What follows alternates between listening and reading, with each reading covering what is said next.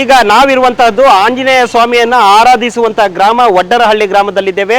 ವಡ್ಡರಹಳ್ಳಿ ಗ್ರಾಮದಲ್ಲಿ ಆನಂದ್ ಸಿಂಗ್ ಆರ್ಮಿ ತಂಡ ನೀವು ಕಂಡಂತೆ ನಿಮ್ಮ ಸಿದ್ಧಾರ್ಥ್ ಸಿಂಗ್ ಈ ಒಂದು ಸಂಚಿಕೆಯ ಪರವಾಗಿ ಅದರ ಕುರಿತಾಗಿ ಜನಾಭಿಪ್ರಾಯ ಸಂಗ್ರಹವನ್ನ ಮಾಡಲಿಕ್ಕೆ ಬಂದಿದೆ.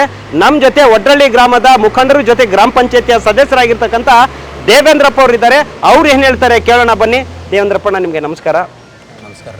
ಈಗ ನೀವು ಕಂಡಂತೆ ನಿಮ್ಮ ಸಿದ್ಧಾರ್ಥ್ ಸಿಂಗ್ ಅನ್ನುವಂತಹ ಒಂದು ಕಲ್ಪನೆ ಆಗಸ್ಟ್ 10 ಅಂದರೆ ಇನ್ನು 9 ದಿವಸ ಉಳಿದಿದೆ. ಸಿದ್ಧಾರ್ಥ್ ಸಿಂಗ್ ಅವರು ತಮ್ಮ ಹುಟ್ಟುಹಬ್ಬವನ್ನು ಆಚರಿಸ್ಕೊಳ್ತಾ ಇದ್ದಾರೆ. ಆ ಹಿನ್ನೆಲೆಯಲ್ಲಿ ನಮ್ಮ ಆನಂದ್ ಸಿಂಗ್ ಆರ್ಮಿ ತಂಡ ಇಡೀ ನಮ್ಮ ವಿಜಯನಗರ ವಿಧಾನಸಭಾ ಕ್ಷೇತ್ರದಲ್ಲಿರ್ತಕ್ಕಂಥ ಎಲ್ಲ ಹಳ್ಳಿಗಳಿಗೆ ಹೋಗಿದೆ. ಇದೀಗ ತಾನೇ ನಾವು ನಿಮ್ಮ ಬೈಲದಗೇರಿ ಮುಗಿಸ್ಕೊಂಡು ಇಲ್ಲಿಗೆ ಬಂದಿದ್ದೀವಿ. ಈ ಒಂದು ಸಂದರ್ಭದಲ್ಲಿ ನಾವು ಜನಾಭಿಪ್ರಾಯ ಸಂಗ್ರಹನ ಮಾಡ್ತಾ ಇದ್ದೀವಿ. ಅಂದರೆ ಆನಂದ್ ಸಿಂಗ್ ಅವರು 4 ಬಾರಿ ಶಾಸಕರಾಗಿ 2 ಬಾರಿ ಸಚಿವರಾಗಿ ಏನೆಲ್ಲ ಅಭಿವೃದ್ಧಿ ಕಾರ್ಯಗಳನ್ನು ಮಾಡಿದ್ದಾರೆ. ಜೊತೆಗೆ ಸಿದ್ಧಾರ್ಥ್ ಸಿಂಗ್ ರವರು ಅನೇಕ ಸಮಾಜಮುಖಿ ಕೆಲಸಗಳನ್ನು ಮಾಡಿದ್ದಾರೆ, ಗ್ರಾಮವಾಸ ಮಾಡಿದ್ದಾರೆ. ಈ ಎಲ್ಲ ವಿಚಾರಗಳನ್ನು ಕುರಿತು ನಿಮಗೆ ಕೇಳಿದಾಗ ಆನಂದ್ ಸಿಂಗ್ ಅವರ ಅಭಿವೃದ್ಧಿ ಕಾರ್ಯಗಳಂತ ಬಂದಾಗ ನಿಮ್ಮ ಗ್ರಾಮಕ್ಕೆ ಅವರ ಕೊಡುಗೆ ಏನು, ಏನೆಲ್ಲ ಕೆಲಸ ಕಾರ್ಯಗಳನ್ನು ಮಾಡಿದ್ದಾರೆ ಅಂತ ಕೇಳಿದಾಗ ಯಾವ ವಿಷಯಗಳನ್ನು ನಮ್ಮ ಜೊತೆಗೆ ಹಂಚ್ಕೊಳ್ತೀರಾ? ಅವ್ರ ಕೊಡುಗೆಗಳು ನಾವು ಹೇಳೋಕೆ ಆಗಲ್ಲ ರೀ, ಅಷ್ಟು ಕೊಡುಗೆ ಕೊಟ್ಟಿದ್ದಾರೆ ಊರಿಗೆ. ಕೆಲವು ಈ ಸಲ ಸ್ವಲ್ಪ ಅಮಿಷಗಳು ಒಡ್ಡಿ ಕಾಂಗ್ರೆಸ್ ಬರೋಕ್ಕೆ ಕಾರಣ ಆಯ್ತು. ಯಾಕಂದರೆ ಗ್ಯಾರಂಟಿಲಿಂದ ನಮಗೆ ಸ್ವಲ್ಪ ಹಿನ್ನಡೆ ಆಗೈತೆ, ನಮ್ಮ ಗ್ರಾಮದ್ದು ಓಟ್ ಭಾಳ ಹಿನ್ನಡೆ ಆಗೈತೆ.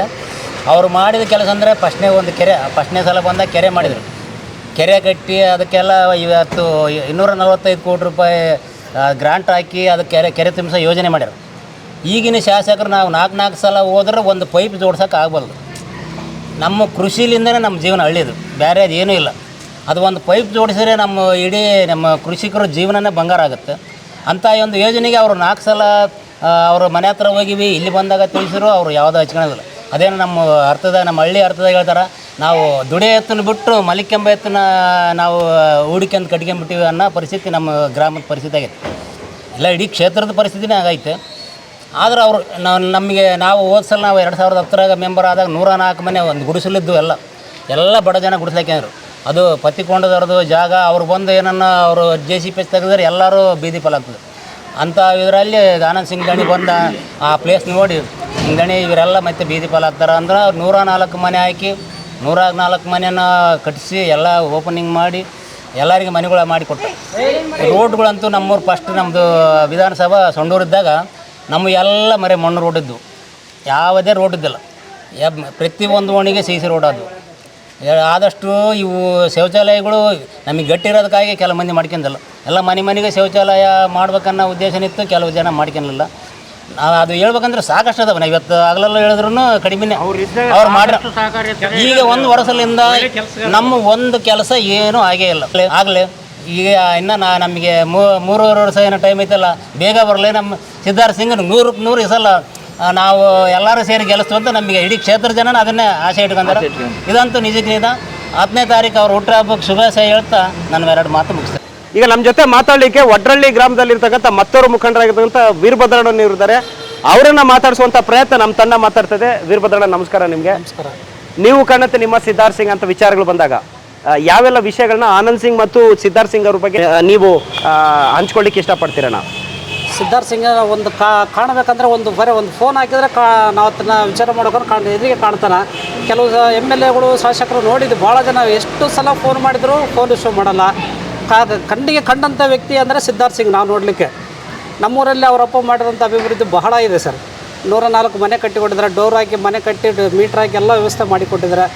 ಬಹಳ ದಿನದಿಂದ ನೆನೆಗುದಿಗೆ ಬಿದ್ದಂಥ ಕೆರೆ ಕಾಮಗಾರಿ ಯೋಜನೆಯನ್ನು ಕೆರೆ ಪೂರ್ಣ ಮಾಡಿಸಿ ಅದ್ರ ನೀರು ಬಿಡೋ ವ್ಯವಸ್ಥೆ ಮಾಡಿದ ಸಹ ಒಂದು ಪೈಪ್ ಸಂಬಂಧನೇ ನಿಂತ್ಕೊಂಡಿದೆ. ಅದೊಂದು ಅಭಿವೃದ್ಧಿ ಆದರೆ ಊರಿನ 200-300 ಕುಟುಂಬಗಳು, ರೈತ ಕುಟುಂಬಗಳು ಬದುಕ್ತದೆ ಸರ್.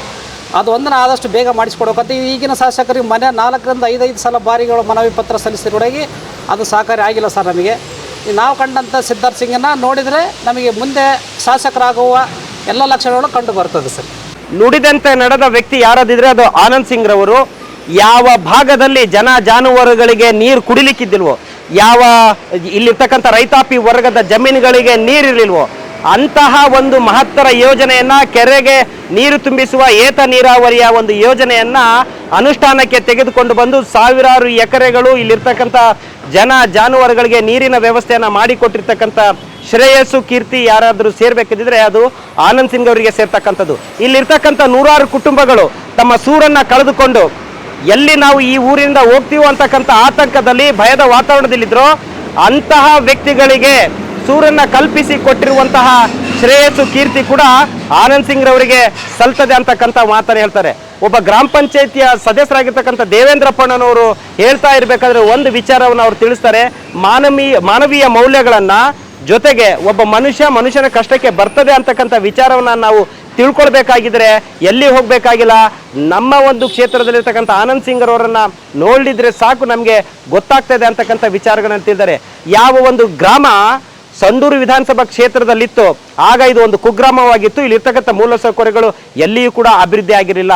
ಯಾವಾಗ 2008ರ ಚುನಾವಣೆಯಲ್ಲಿ ನಮ್ಮ ಗ್ರಾಮ ವಿಜಯನಗರ ವಿಧಾನಸಭಾ ಕ್ಷೇತ್ರ ಹೊಸಪೇಟೆಗೆ ಬಂತು, ಆಗಿನಿಂದ ನಮ್ಮ ಗ್ರಾಮದ ಅದೃಷ್ಟ ಖುಲಾಯಿಸ್ತು. ಆವಾಗಿನಿಂದಲೇ ಎಲ್ಲ ಅಭಿವೃದ್ಧಿ ಕಾರ್ಯಗಳು ಆರಂಭವಾದವು. ಒಟ್ಟಾರೆ ಹೇಳಬೇಕು ಅಂತ ಹೇಳಿದರೆ ಆನಂದ್ ಸಿಂಗ್ ರವರು ಇದ್ದಿದ್ರೆ ನಮ್ಮ ಗ್ರಾಮ ಮತ್ತು ನಮ್ಮ ವಿಜಯನಗರ ವಿಧಾನಸಭಾ ಕ್ಷೇತ್ರ ಕರ್ನಾಟಕಕ್ಕೆ ಒಂದು ಮಾದರಿ ಕ್ಷೇತ್ರ ಆಗ್ತಾ ಇತ್ತು. ಅಂಥ ವ್ಯಕ್ತಿಗಳನ್ನು ನಾವು ಚುನಾವಣೆಯಲ್ಲಿ ಕಳ್ಕೊಂಡು ಈಗ ನಾವು ಒಂದು ಸಂಕಷ್ಟದಲ್ಲಿದ್ದೀವಿ. ಅದ್ರ ಜೊತೆಗೆ ನಾವು ಅದರ ಫಲವನ್ನು ನಾವು ಉಣ್ತಾ ಇದ್ದೇವೆ. ಇಡೀ ಜನರಿಗೆ ಗುರ್ತಾಗಿದೆ. ಒಬ್ಬ ಸಮರ್ಥ ನಾಯಕನನ್ನು ಆರಿಸದೇ ಇದ್ದಾಗ ಏನೆಲ್ಲ ಆಗ್ತದೆ ಅನ್ನೋದನ್ನು ನಾವು ಇಲ್ಲಿ ಅನುಭವಿಸ್ತಾ ಇದ್ದೇವೆ. ಇದು ಮುಂದಿನ ದಿನಗಳಲ್ಲಿ ಆಗಬಾರ್ದು. 2028ರ ಚುನಾವಣೆಯಲ್ಲಿ ಯುವ ನಾಯಕರಾಗಿರ್ತಕ್ಕಂಥ ಸಿದ್ಧಾರ್ಥ್ ಸಿಂಗ್ ರವರು ಶಾಸಕರಾಗುವುದರಲ್ಲಿ ಯಾವುದೇ ಒಂದು ಸಂದೇಹ ಬೇಡ. ಅದಕ್ಕೆ ನಮ್ಮ ಗ್ರಾಮದ ಎಲ್ಲ ಜನ ಜಾತಿ ಧರ್ಮ ಪಂಥ ವರ್ಗ ಎಲ್ಲವನ್ನ ಬಿಟ್ಟು ಒಂದೇ ವೇದಿಕೆಯಲ್ಲಿ ಬಂದು ಒಗ್ಗಟ್ಟಿನಿಂದ ಅವರ ಗೆಲುವಿಗಾಗಿ ಶ್ರಮಿಸ್ತೇವೆ ಅಂತ ನಾಯಕ ಬೇಕು. ಜನರ ಕಷ್ಟಗಳಿಗೆ ಸ್ಪಂದಿಸುವ, ಜನರ ಕೂಗಿಗೆ ಸ್ಪಂದಿಸುವ ಮತ್ತು ಒಂದೇ ಒಂದು ಫೋನ್ ಕರೆ ಮಾಡಿದರೆ ಸಾಕು ಅವ್ರು ನಮ್ಮ ಕೈಗೆ ಸಿಗ್ತಾರೆ ಅಂತಕ್ಕಂಥ ವಿಚಾರವನ್ನು ಸಹ ಇಲ್ಲಿ ಮುಖಂಡರಾಗಿರ್ತಂಥ ವೀರಭದ್ರಣ್ಣನವರು ಹೇಳ್ತಾರೆ. ಅಂದರೆ ಸರಳತೆಯ ಸಾಕಾರ ಮೂರ್ತಿ ಸಿದ್ಧಾರ್ಥ್ ಸಿಂಗ್ ಅಂತಕ್ಕಂಥ ಮಾತನ್ನ ಒಂದೇ ಮಾತಿನಲ್ಲಿ ವೀರಭದ್ರಣ್ಣವರು ಹೇಳಿದ್ದಾರೆ.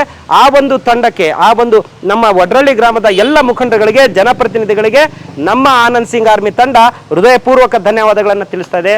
ಅಣ್ಣ ಥ್ಯಾಂಕ್ ಯು, ನೀವೆಲ್ಲರೂ ಬಂದಿರಿ, ಕೆಲಸಗಳನ್ನು ಮಾಡಿ. ಹುಟ್ಟುಹಬ್ಬದ ಆರ್ಥಿಕ ಶುಭಾಶಯಗಳು ಸಿದ್ಧಾರ್ಥ್